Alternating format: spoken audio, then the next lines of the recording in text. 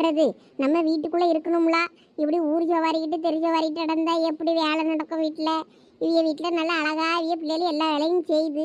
நம்ம பிள்ளையும் வளர்ந்தா ஒரு வேளை நமக்கு இப்படி வேலை செஞ்சு தரமா இருக்கும். பொங்கலுக்கு வெள்ளை அடிக்கணும்னு சொல்லிக்கிட்டு இருந்தாவள. வெள்ளை அடிப்பாவளா அடிக்க மாட்டாவளா தெரியலையே லட்சுமி அக்கா. நம்ம வீட்லேயும் நம்ம வீட்டுக்காரன் வெள்ளை அடிக்க சொல்லணும். அப்பதான் கொஞ்சம் வீடு கிளீனாக இருக்கும். அவரு பொங்கலுக்கு வீட்டை வெள்ளை அடிப்பாரோ அடிக்க மாட்டாரோ, நம்ம மூஞ்சிக்கு கொஞ்சம் பெயிண்ட் வாங்க சொல்லணும். அப்பதான் கொஞ்சம் பொங்கலுக்கு மேக்கப் போட முடியும். எல்லாம் உமாங்க வா, இந்த எடுத்துட்டு வந்தா இருக்கு பொரிக்கான் சட்டி. இந்த வாரேங்க்கா. ஏன் மோவன் இந்த பொங்கலுக்கு சீலை ஒன்று எடுத்து தருவான்னு பார்த்தேன். இன்னும் ஒன்றும் வாயை திறக்க முடியுங்க. பொண்டாட்டி எப்பயும் நச்சரிச்சுட்டு துணி எடுக்க கூட்டிட்டு போ, பிள்ளைக்கு துணி எடுக்கணும், எனக்கு துணி எடுக்கணும்னு. இந்த முறை இந்த சீமாட்டி ஒன்றும் இன்னும் சொல்லாமல் கிடக்கா. அதனால அவனும் அமைதியாக இருக்கானோ என்னமோ தெரியல. அப்படியா? என் மோவன் நாளைக்கு தான் கூட்டிட்டு போறேன்னு சொல்லியிருக்கான் துணி எடுத்து தரேன்னு. ஆனால் என் மருமவா ஒரு சேலை சுவாதிக்க சேலைன்னு ஒன்று எடுத்து தந்தா. அதுவும் நல்லா தான் இருந்துச்சு. அவ ஊருக்குள்ள வரவேன்ட்டு எடுத்துருப்பா போல இருக்கு. எல்லாரும் ஒரே மாதிரி கட்டியாவேன்னு சொல்லி சொன்னா. அதுல எனக்கு ஒன்று எடுத்து தந்தா. நல்லா தான் இருந்து பார்த்துக்கிடுங்க. ஆமா ஆமா, வீட்டுக்கு ஆட்டிக்கிட்டு கொண்டு வந்தா. உங்க மருமவ தானே எல்லாருக்கும் எடுத்து கொடுத்தாளா? என்ன சொல்றீங்க? எல்லாரும் ஒரே மாதிரி சேலை எடுத்துன்னு தானே சொன்னா. அவனுக்கு காசு மாசம் மாசம் கட்டணும்னு. இவதான் அவ்வளோ வரைக்கும் செலவு பண்ணி எடுத்தான்னு எனக்கு தெரியாதே. தெரியல. என் மோவன் கிட்ட ஆட்டிக்கிட்டு நின்னா. பெரிய பொண்ணு எடுத்து தந்தா பாருங்க பாருங்கன்னு அவன் போறேன் வரவேன்ட்டு மூஞ்சுக்கு முன்னாடி நின்று ஆட்டிட்டு இடந்தா. எனக்கு அதான் தெரியும். என் மோவன் காசெல்லாம் இப்படிதான் கரியாக்கிக்கிட்டு இருக்காளா இவ? என்னமோ எதுக்கும் கொஞ்சம் பார்த்து உஷாரா இருந்துக்கிடுங்க. இவங்களும் நம்ம மோவனை அப்படியே ஆண்டியா தெருவில் விட்டு போயிட போறாளுவே. உண்மைன்னு தெரியட்டும். அவ கொண்டையை நான் பாப்பர் பண்ணிருக்கேன். பணம் என்ன மரத்திலேயே காய்க்கி கண்டவனுக்குலாம் இவ சேலை எடுத்து கொடுத்துக்கிட்டு தெரியாதுக்கு. இன்னைக்கு வரட்ட நான் கேட்டுக்கிடியே. சரி, நான் தான் எதுவும் சொல்லி தந்தேன்னு உங்க மருமோட்ட சொல்லிடாதீங்க. வேற உங்க மருமவா என் மருமோட்ட சொல்லுவா. அவ வீட்டுல வந்து தையா தக்கான்னு ஆடுவா. இவ்வளோ வேற சோறு கொஞ்சம் கொஞ்சம் போடியதையும் சோத்தையும் போட மாட்டாளுவ வேற.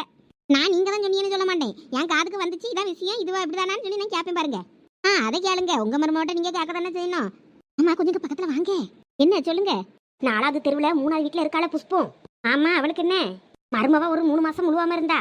அதை கலைக்கணும்னு சொல்லி என்னத்தையோ கலந்து கொடுத்து கருவை கலைச்சிட்டாலாமே. ஏன் பண்ணிச்சு அந்த பொம்பளை அப்படி? மருமவா மாசமா இருந்தா நல்லது தானே. அவன் பேரன் பேத்திய பெத்து தரமாட்டாளான்னு என்கிட்ட அடக்கா வீட்டில் இருக்க பெரிய மனுச்சுவே. அந்த பொம்பளை எதுக்கு அண்ணன் எப்படி பண்ணுனா? கல்யாணத்தப்ப போடுறேன்னு சொன்ன வரதட்சணையே போடலையா. அதுக்காண்டி அப்படி பண்ணியிருக்குது அந்த பொம்பளை. இவெல்லாம் ஒரு பொம்பளையாக்கும். மோவனோட வாரிசு வயிற்றுல வளர்ந்த பிள்ளைக்கு இப்படி கருவை கலைக்கிறதுக்கா என்னத்தை கலந்து கொடுத்தலாம்? அப்படி என்னத்தையே கலந்து கொடுத்துட்டான் பேசிக்கிடியாவ. எனக்கு காதுக்கு வந்துச்சு, அதான் உங்ககிட்ட சொன்னேன். ஏன் மோவன் சொல்லியது சரிதான் போல இருக்கு. சீரியலை பார்த்துதான் கெட்டு போய் கிடக்காம்பா. அது மாதிரிலாம் இருக்கு. வா வீடு என் வீடு மாதிரிலாம் கிடையாது அந்த வீட்டில் கதை. அவ தான் ராஜ்யம். அதனாலதான் அவ அந்த மாதிரி பண்ணியிருக்கா. இப்போ மருமூளை வேற அடிச்சு பத்திட்டாலாமே. உன் தாவுட்டுக்கே போ, கரு கலைஞ்சு போச்சுலன்னு. ஐயே பாவம், அந்த பிள்ளை துணிமணியெல்லாம் எடுத்துக்கிட்டு அங்கே போயிட்டு போல இருக்கு. அந்த பையனும் ஒரு வார்த்தை கேட்கலன்னு சொல்லி வருத்தப்பட்டாவ. இந்த தெருவில் உள்ள எல்லாம் இப்படிப்பட்டவனுலாம் என்னத்துக்கு கல்யாணம் பண்ணிக்கிடியானுவேன்? கல்யாணம் பண்ணாம மொட்டை பையனாவே வீட்டில் இருக்க வேண்டியது தானே. அப்படி சொல்லுங்க. அவ தாயாரியும் சேர்த்து தான் சொல்லியே. இப்படிப்பட்ட மோனுக்கு என்னத்துக்கு கல்யாணம் பண்ணி வைக்கணும்?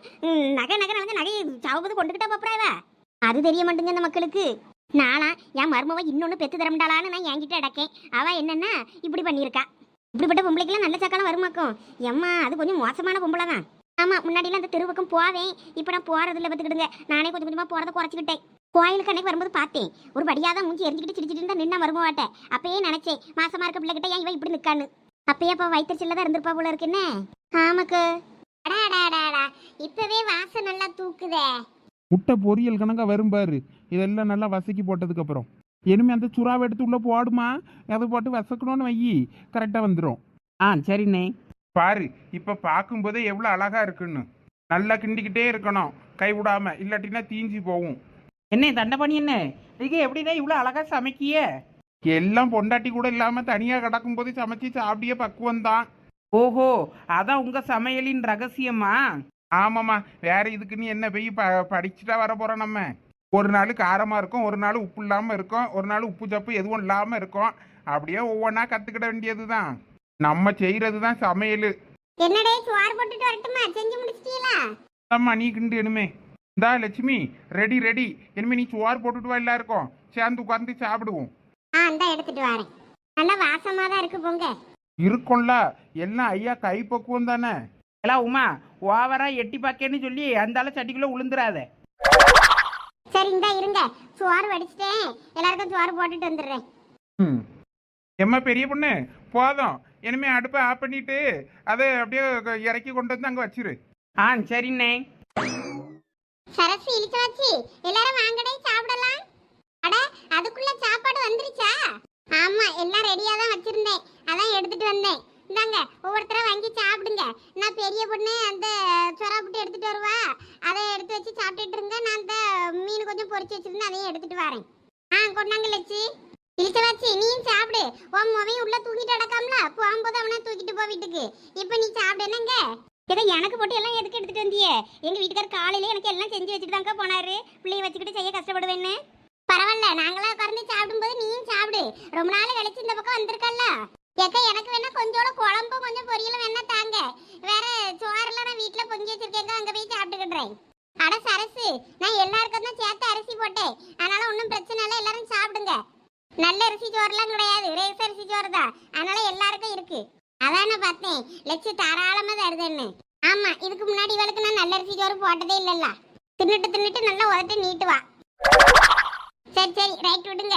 எனக்கு ராத்திரிக்கு கொஞ்சம் குழம்பும் கொஞ்சம் பொரியலும் இருந்தா தந்து விடுங்கண்ணே. குழம்பு கம்பல்சரி வேணும். இரு, கொஞ்சம் மிளகு தண்ணியை கலக்கி ஊற்றி உனக்கு மட்டும் தனியாக தாரேன். ஐய் அப்படிலாம் செஞ்சிடாதீங்க, கறி மட்டும் தாங்க. சரிலா, இருந்து தின்னு, நான் எல்லாம் எடுத்துட்டு வரேன்.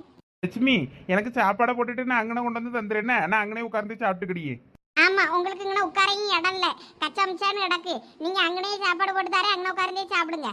ஆ பரவாயில்லண்ணே, இங்கே இடம் இருக்கு, வாங்க நீங்களும் உட்கார்ந்து சாப்பிடுங்க. அவர் இருந்து மணிக்கணக்கா தும்பாரு இழுத்து வச்சு, அவரெல்லாம் அங்க இருந்து சாப்பிட்டோன்னா எனக்கு கோவமா வரும். அவர் அங்க தனியா உட்கார்ந்தே சாப்பிடட்டும்.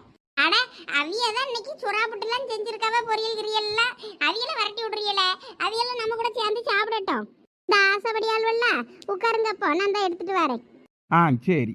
என்ன பேசாட்டிக்கு நீங்க லட்சுமி அக்கா கூட இங்கே தங்கிட வேண்டியது தானே? ஐயோ, லட்சுமி காதில் விழுந்தனா என்னைய அடிச்சு 10 ரூபா ஒரு வயிற்று சோறு தராம கொஞ்ச நேரம் அமைதியா இருங்கம்மா. இல்லனே, உங்களை பார்த்ததுக்கு அப்புறம் தான் லட்சுமி அக்கா மூஞ்சில கொஞ்சம் பொலிவு தருது, அதுக்காண்டி தான் சொல்லியும். அப்படியா? ஆமாண்ணே, அவிய என்னதான் எங்ககிட்ட சிரிச்சு பேசினாலும் உங்களை நினைச்ச ஒரு வருத்தத்திலேயே தான் இருப்பாவ. அவங்க மூஞ்சிலே தெரியும். இன்னைக்கு ஆளு கொஞ்சம் சந்தோஷமா தெரியற மாதிரி இருக்கு, சுறுசுறுப்பா. சரி சரி பார்ப்போம். கடவுள் என்ன நினைச்சிருக்காரோ தெரியணும்ல, நம்ம நினைச்சா மட்டும் முடியுமா? அட நம்ம நினைக்கிறது தானே கடவுளும் நினைப்பாரு. நீங்க லட்சுமிக்கா கூட இங்கே இருக்க வேண்டியதானே? பார்ப்போம் பார்ப்போம். சடங்கெல்லாம் முடியட்டும், முடிஞ்சப்புறம் வாரேன். ரெடி ரெடி சொரா புட்டு ரெடி. பெரிய பொண்ணு, அதை கொண்டா போத. ஏலா கையை கழுவுனியா முத நீ? அட தூர போடா, ஆடு மாடெல்லாம் கை கழுவிட்டா சாப்பிடுது, அது பாட்டுக்கு சாப்பிடலையா? நானும் அப்படிதான் சாப்பிடுவேன், தூரோடு. பெரிய பொண்ணு நீயும் உட்காரு, இந்த சாப்பிடு.